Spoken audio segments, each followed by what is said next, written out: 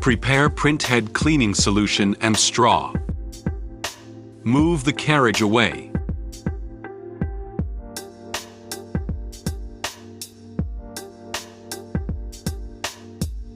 Use a straw to pump in the cleaning solution. Drop into cap top.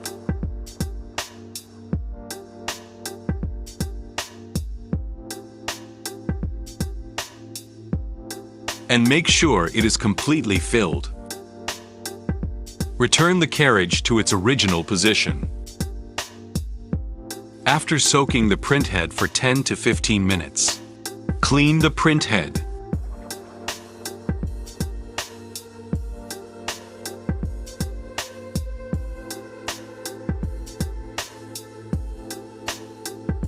Printhead cleaning completed.